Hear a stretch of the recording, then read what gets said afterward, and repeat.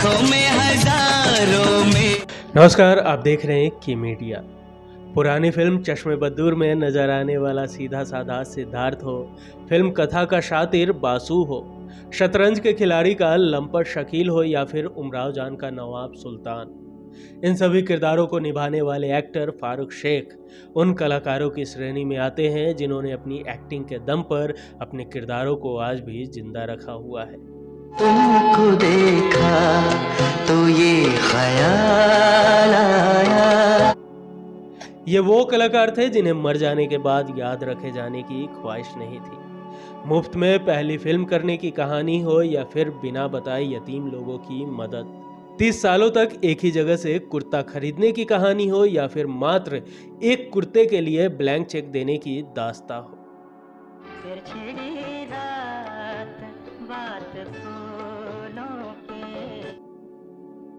क्यों अपनी दोस्ती निभाने के कारण फारूक शेख पर लगे भद्दे आरोप। इतने दयावान साफ दिल के इंसान होने के बावजूद क्यों एक भिखारी से मांग ली थी अपनी दी हुई भीख। क्या है कॉलेज का प्यार, 9 साल का अफेयर और फिर शादी की कहानी। जो भी हो, लेकिन इनकी पूरी कहानी सुनकर आपको इतना जरूर महसूस होगा कि फारूक शेख उन कलाकारों में से एक थे जिन पर अगर कोई कीचड़ भी फेंके तो वो इसे जमा कर उसमें कमल का फूल खिला देते होंगे। तो चलिए शुरू करते हैं आज के किस्सों का सफर। लेकिन उससे पहले अगर अभी तक आपने इस चैनल को सब्सक्राइब नहीं किया है तो प्लीज सब्सक्राइब कर लें। ये तेरा घर ये मेरा घर, किसी को देखना हो घर तो। कई बेहतरीन फिल्मों में अपनी सादगी से भरे अभिनय से लोगों का दिल जीतने वाले अभिनेता फारूक शेख का जन्म 25 मार्च 1948 में गुजरात के अमरोली में हुआ था। उनके पिता का नाम मुस्तफ़ा शेख और माता का नाम फरीदा शेख था। उनके पिता मुस्तफ़ा शेख एक जाने माने वकील थे। वे उस जमींदार परिवार से थे और फारूक शेख अपने 5 भाइयों में सबसे बड़े थे। फारूक शेख ने शुरुआती पढ़ाई मुंबई के सेंट मैरी स्कूल से करने के साथ ही उन्होंने यहाँ के सेंट जेवियर कॉलेज में आगे की पढ़ाई की। फारूक शेख के जीवन पर उनके पिता का गहरा प्रभाव पड़ा। यही कारण था कि उन्होंने वकालत की पढ़ाई की।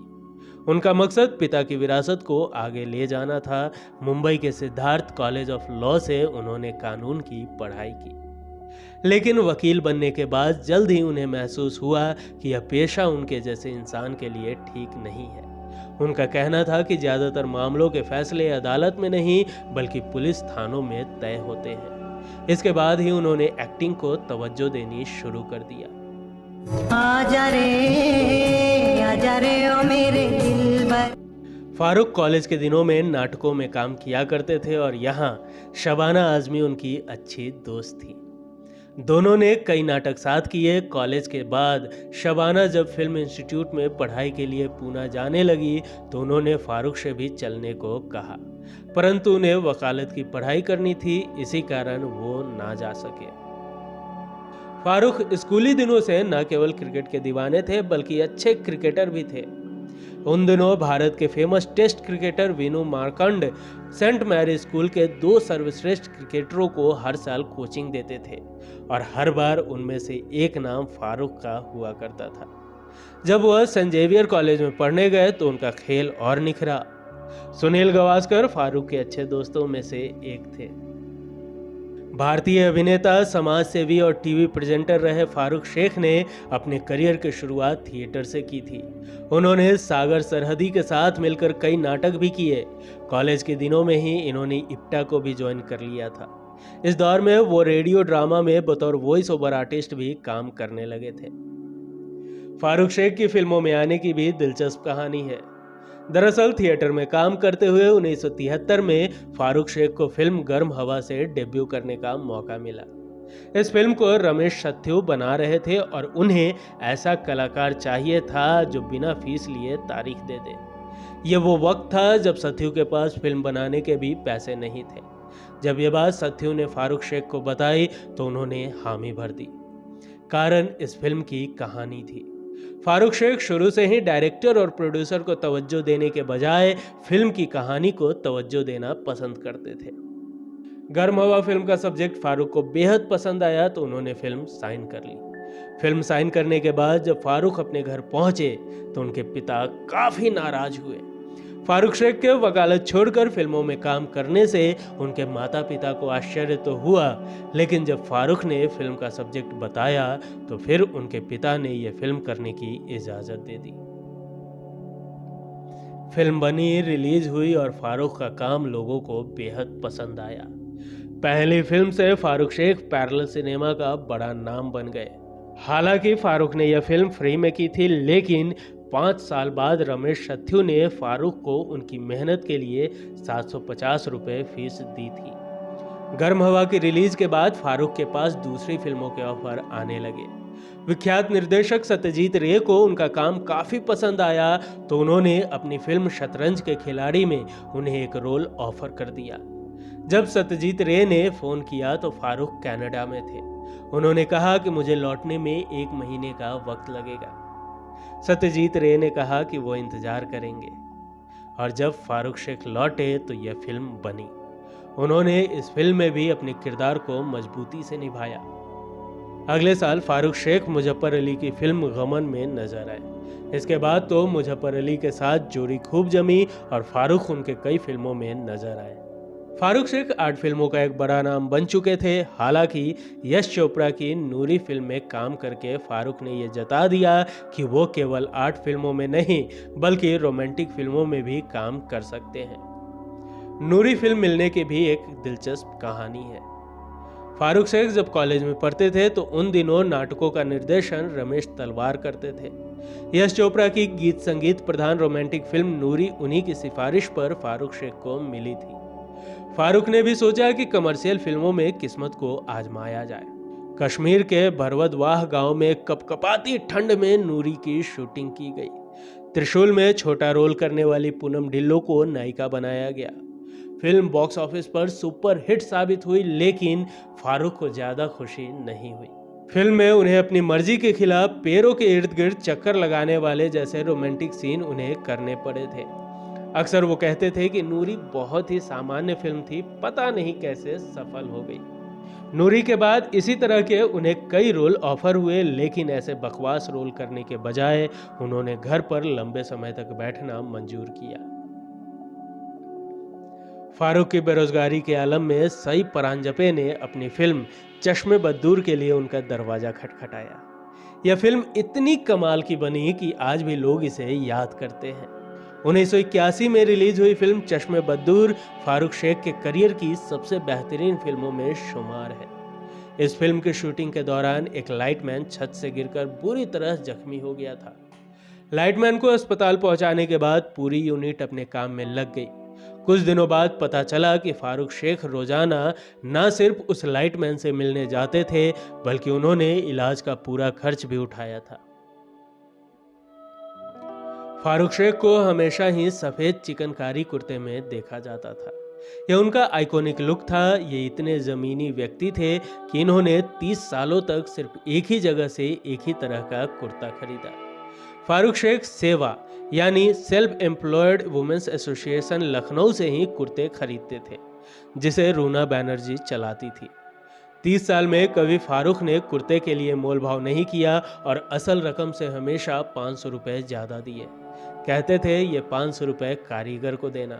उनके हर कुर्ते की कीमत 2500 से 3000 तक की होती थी। ज़्यादातर फारूक 70,000 से 80,000 की शॉपिंग करते थे, वहीं कई बार बिल 1 लाख के पार होता था। फारूक शेख एक कुर्ते की धुलाई में ही साल में 20,000 रुपए खर्च करते थे। एक बार फारूक शेख दुबई जा रहे थे। उन्होंने जल्दबाजी में अपने रिश्तेदारों के लिए भी कई कुर्ते खरीदे। उन्हें निकलने में देर हो रही थी तो उन्होंने जेब से ब्लैंक चेक निकाला और रूना जी को पकड़ा दिया। कहा जो रकम हो भर लो। रूना जी ने कहा अगर मैं ज्यादा रकम भर लूं तो? फारूक ने हंसते हुए कहा ऊपर जवाब देना पड़ेगा रूना जी। फारूक शेख खाने पीने के बड़े शौकीन थे। जब भी वो कोलकाता जाते तो वहां की मशहूर मिष्टी दोई फिल्म डायरेक्टर साई परांजपे के लिए ले आते थे। एक बार फारूक फ्लाइट से मुंबई लौट रहे थे। उन्होंने दही से भरा कंटेनर लगेज बॉक्स में डाल दिया, लेकिन ना जाने कैसे वो डिब्बा खुल गया और सारा दही नीचे बैठे पैसेंजर पर आ गिरा। पैसेंजर गुस्सा तो हुआ, लेकिन फारूक साहब ने माफी मांगकर मामला संभाल लिया। 1981 की फिल्म चश्मे बदूर में फारूक शेख और दीप्ति नवल की जोड़ी पहली बार नजर आई। इनकी जोड़ी को खूब पसंद किया गया, जो 9 फिल्मों में दिखी। दोनों ऑन स्क्रीन के अलावा ऑफ स्क्रीन भी अच्छे दोस्त रहे। फारूक शेख दीप्ति नवल के साथ फ्लर्ट भी कभी कभी कर लिया करते थे। 2013 में भी फिल्म सेट पर फारूक शेख दीप्ति नवल के साथ फ्लर्ट कर लिया करते थे। जब 2013 में चश्मे बदूर 2 फिल्म रिलीज हुई तो कुछ मीडिया कर्मी दीप्ति के घर इंटरव्यू लेने पहुंचे। फारूक शेख भी वहीं मौजूद थे। लगातार दीप्ति के घर लोग आते देख उनकी सोसाइटी के लोग भड़क गए। लोगों ने भीड़ देखकर आपत्ति जताई और कहा कि सोसाइटी में ये नाटक नहीं चलेगा। अगले ही दिन अखबारों में खबर छपी कि दीप्ति अपने घर में वेश्यावृत्ति करती है और लोगों का आना जाना लगा रहता है। साथ ही फारूक शेख को भी इसमें घसीटा गया। दीप्ति खबर पढ़कर खूब भड़की। उन्होंने ये खबर छापने वालों के खिलाफ कानूनी कार्रवाई भी की थी। अब किस्सा फारूक शेख के प्यार का। फारूक शेख ने सेंट जेवियर कॉलेज से पढ़ाई की। उनकी मुलाकात कॉलेज के दिनों में रूपा जैन से हुई और दोनों को एक दूसरे से प्यार हो गया। दोनों करीब 9 सालों तक रिलेशनशिप में रहे। दोनों के दोस्त और परिवार वाले भी इस रिश्ते से वाकिफ थे। फारूक शेख के परिवार को तो रिश्ते से ऐतराज नहीं था, लेकिन रूपा के घर वाले फारूक की कमाई को लेकर चिंतित रहते थे, क्योंकि वो उन दिनों सिर्फ थिएटर से ही मामूली कमाई किया करते थे। रूपा से शादी करने से पहले फारूक ने खुद को बतौर एक्टर स्थापित किया, जिसके बाद दोनों के परिवार वालों ने राजी खुशी उनकी शादी करवाई। इस शादी से फारूक को 2 बेटियां सना और शाइस्ता है। फारूक शेख और शबाना आजमी कॉलेज के दिनों से दोस्त थे। फिल्मों में आए तभी इनकी दोस्ती बरकरार रही। एक दिन फारूक शेख और शबाना आजमी साथ में सैर कर रहे थे, तभी उन्हें एक भिखारी मिला। फारूक ने जेब से 50 पैसे निकालकर उस भिखारी को दे दिए। जाते जाते भिखारी ने दोनों को पति पत्नी समझते हुए दुआ दी, खुदा आपकी जोड़ी हमेशा सलामत रखे। फारूक साहब ने यह सुनते ही कहा, अगर ऐसी ही बद्दुआ देनी है तो मेरे पैसे वापस कर दो। खैर, ये तो फारूक साहब के मजाक करने का एक तरीका था, क्योंकि दोनों की दोस्ती 45 सालों तक सलामत रही।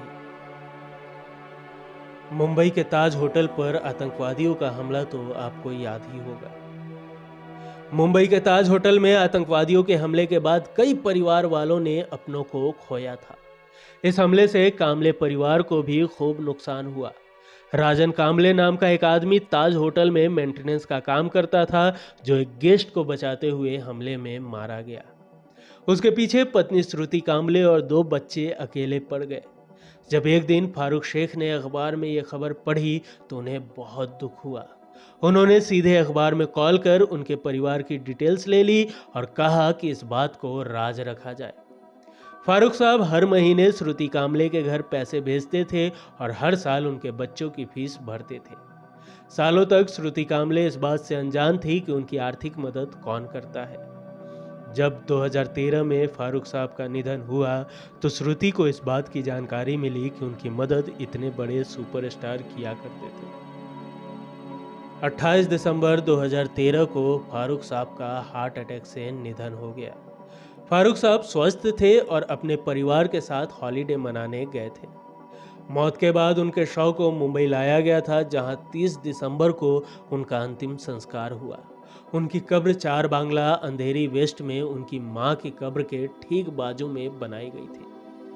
निधन के वक्त वो महज 65 साल के थे। फारूक शेख के निधन की खबर सुनते ही उनके फैंस के बीच मातम की लहर दौड़ गई।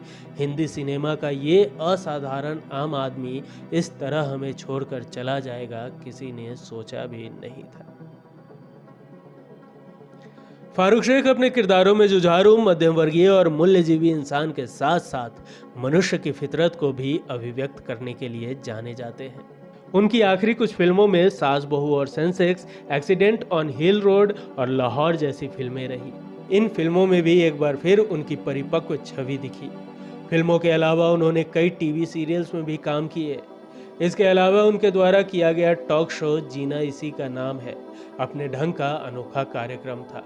अभिनेता फारूक शेख ऐसे कलाकारों में शुमार हैं जो बड़े और असाधारण श्रेणी के फिल्मकारों की फिल्मों में एक खास किरदार के लिए पहचाने जाते हैं या फिर उसी खास किरदार के लिए बने हैं।